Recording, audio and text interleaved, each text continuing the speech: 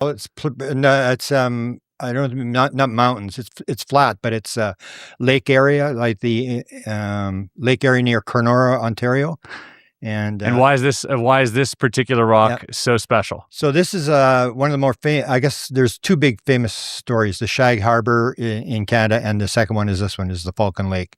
This is 1967, 10 days before the 6 Day War begins.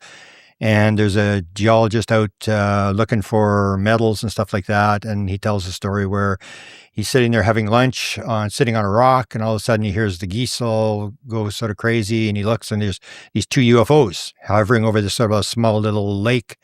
And he watches, and the one disappears, and the one comes and lands. And it would be about maybe 75 feet from where he was sitting on this rock. And so he looks at this, and he thinks it's American space, test craft or whatever. The door opens on this thing. And I always go when I talk to people about UFO sightings, when they have UFO sightings, and this falls in the same category, although it's very bizarre, is when you ask people, what was the UFO doing? It wasn't doing anything. And this wasn't doing anything either. It just landed and the door opened up. And this guy was a Polish guy. His name was, I'm going to forget his name. Michalak. Yeah, Stephen Michalak. So he walks up to this thing, and the door is open. You can see this light coming out of it. And he says, okay, Yankee boys, come on out. You in trouble? You need some help or whatever? And there's no answer. And then he goes in Polish. He goes in Russian. He knows all sorts of languages. And nothing really answers. And he sort of looks in, and you can see these lights, and the walls are sort of very thick and whatever. And at that moment, the door sort of closes, and he's got a rubber glove on because he's prospecting. He's got his rubber glove on, and the craft lifts off the ground and starts to rotate. And as it rotates around, there's a grid, which makes no sense whatsoever. A grid on the side of a flying saucer, and this hot air comes out, and it starts his shirt on fire. His glove is on fire, and he ends up with this burn patch like a checkerboard on his from this grid pattern. And the thing flies off, and he's throwing up. He's really trying to get back to Winnipeg, and he managed to get back to Winnipeg. And it becomes one of the more famous stories. Blue Book comes up to investigate it. It's investigated ruthlessly he was down at Mayo Clinic, and this burn would come back on his chest. This sort of weird stuff that happens in ufology and in paranormal, where it goes away, then it comes back. Oh, I didn't know that. I didn't know that it came back. Yeah, it would come back all the time. Every couple of years, this would come back. So he was down to Mayo Clinic, and people recovered his records and stuff like that. And it was a very, very famous case in Canada. Some people call it the Canadian Roswell. So there's been nobody at the site because it's a very remote site. It's off Highway 1 just before you get to Falcon Lake. But you need to go in by horseback.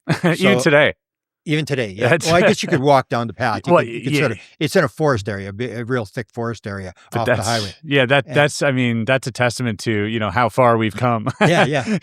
There are places in the world that we still can't get to without a horse, which is wild. So there's a guy by the name of Rob Freeman, if you know him, he has the big camera array. Right. He has all these cameras and stuff. And I think he was down at the Monroe Institute doing some stuff there, and he does the blindfold reading, which I think is really, really important. He does the stuff with people seeing through blindfolds and stuff like that. Yeah, that's his latest research.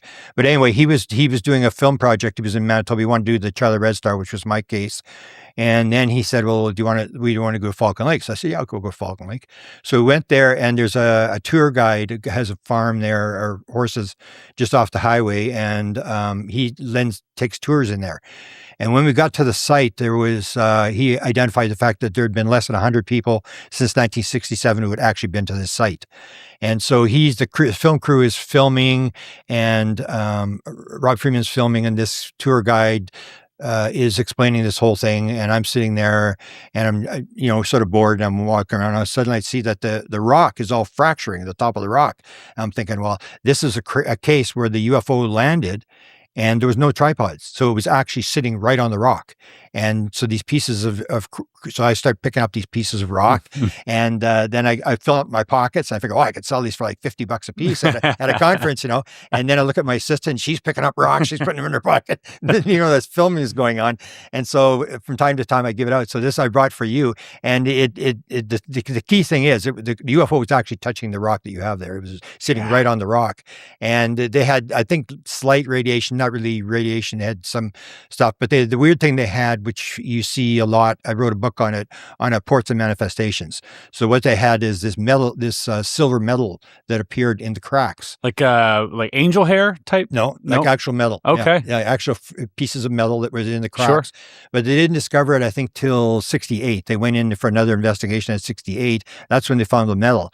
But you'll find that all the time. And I always refer to that as sort of the weird part of the UFO thing. I say, do you think a UFO crossed 1,000 light years, came to Earth, and then pieces started falling off the UFO? Come on, give your head a shake. I even talked to Hal Puthoff. I said, Hal, you know this is at ports. This is not pieces of flying saucer. This is not things breaking off the flying saucer. They're dropping this stuff on purpose to inspire you to do something and to make you wonder what's going on.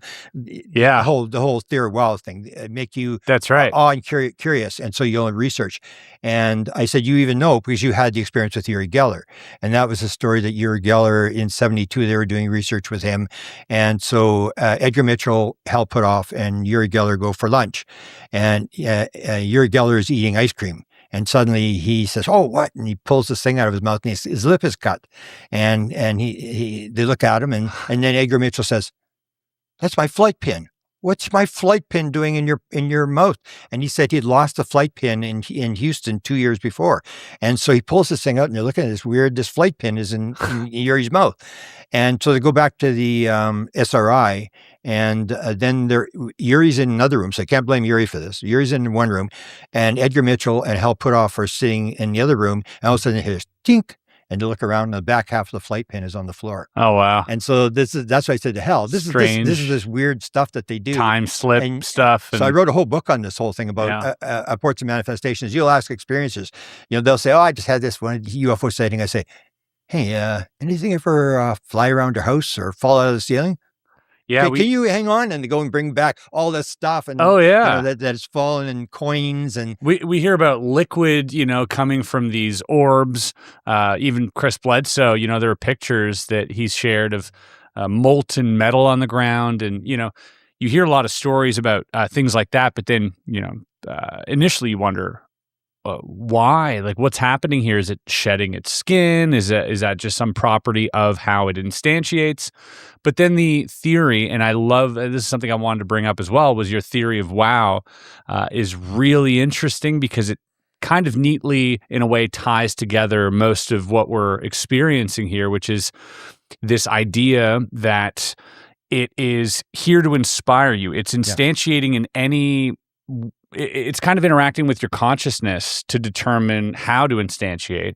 And then when it does show up, it's meant to have you question things or to inspire you to create almost like a muse would.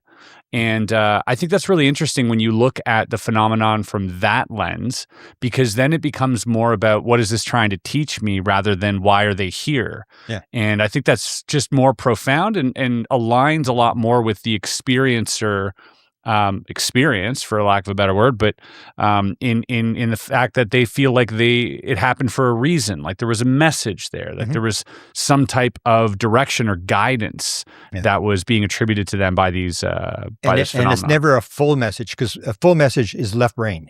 We're here to bring you freedom and democracy, Jesus and McDonald's.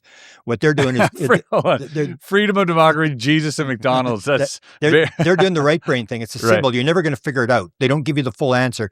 They just give you a breadcrumb. So they do weird things like the one with Gary Nolan. I remember when I first saw it when Gary Nolan and Hal started doing all the analysis on the metal, and they had the Ubatuba piece. Right. And they had two fragments of the Ubatuba piece, and the one piece was completely normal, and the other one had all these isotopes were all messed up. And it's the same metal. It's the same, it comes from the same craft. And I can just say, let's see whatever intelligence is just laughing and say, man, look at this. Look at the expression on his face. And you see these weird, and they're so weird. That's the thing. It's like a crop circle, or they want it to be really, really weird. Sometimes I call it the Jesus circus, where if Jesus hadn't walked on water, fed 5,000 people, raised Lazarus from the dead, you never heard of the guy. Right. And that's what they're doing. They're doing this weird thing where so you talk about it. Yeah, so you talk about it, and you would have cases like we had one of the most bizarre ones I had was a woman experiencer in the Tucson area, and she came into her bathroom, and there was a pile of dirt in the middle of the bathroom floor, and it had these little white discs in it.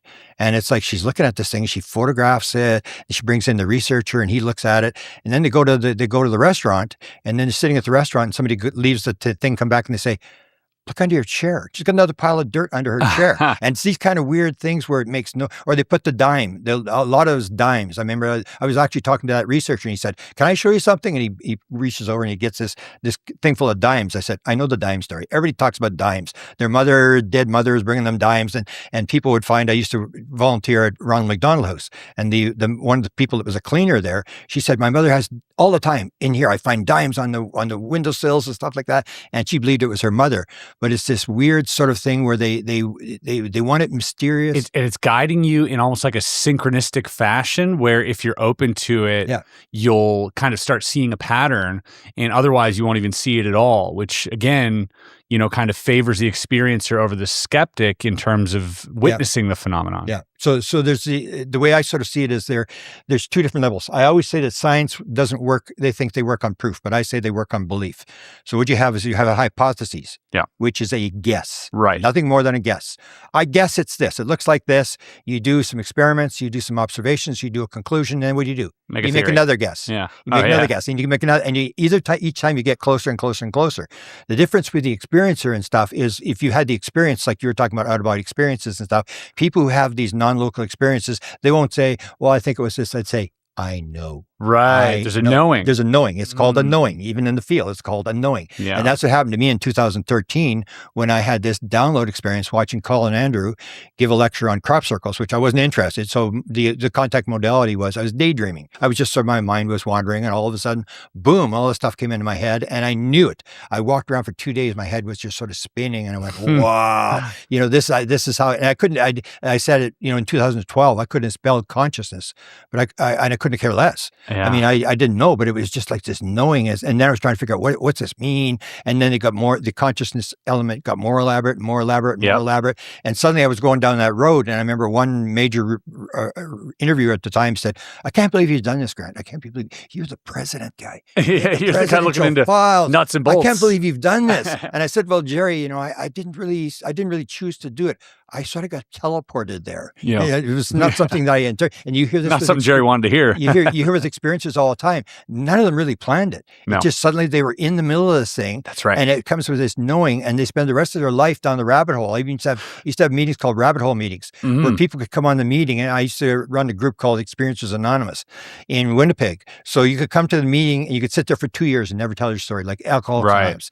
And then when somebody told your story, you'd say, yeah, I thought it was crazy, but I'm going to tell my story now. I want to tell mine. And that's what this sort of thing is that people, they're afraid to talk about it because it's just so weird. They think everybody's going to think they're crazy. Yep. And they need someone that gives them, like in the big UFO meetings, you'll see before they have an experiencer meeting, an hour before the lectures begin. And all these people are in there and they're crying and they're talking because that's the first time they've ever been able to tell their experiences. So when I had these rabbit hole meetings, I had 100 people on a rabbit hole meeting where they could come on Zoom, they could turn off their camera, they could put their camera on, they could talk whenever they wanted, nobody knew who they were, and they could sit there and listen to other people having these experiences. And that's the thing that they really missed, that they would go to a conference, not community to go to the lectures. They were going to this experiencer thing where their friends were, and they could tell their stories and stuff. So that's where you see a different aspect of the UFO phenomenon. Oh, yeah. Everybody thinks you're talking about, you're at a UFO conference and you're talking about flying saucers and showing photographs. And no, you're talking about this,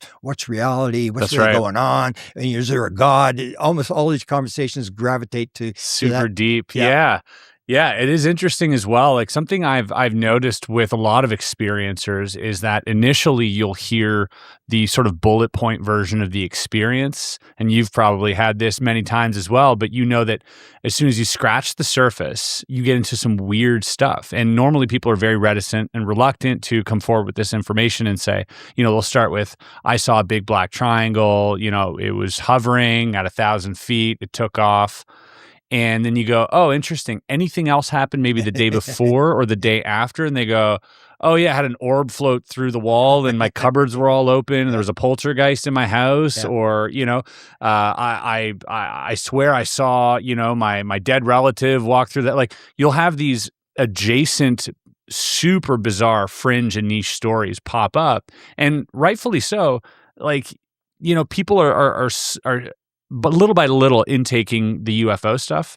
And much like we're seeing with public sort of the disclosure movement, is that we're being sort of drip fed this nuts and bolts militarized physical version of it, which I gotta say, they've been doing since the 50s. Like, they haven't really changed their strategy on how they're giving us any of that. You would think that after 70, 80 years, we would start to also sort of drip feed the fact that, hey, there is a non-physical component to this that is probably much greater, much more impactful, and much more present than the physical part. But for whatever reason, it takes real research and sort of the research that you've been doing to come to that conclusion. And whatever that is gets more and more and more confusing.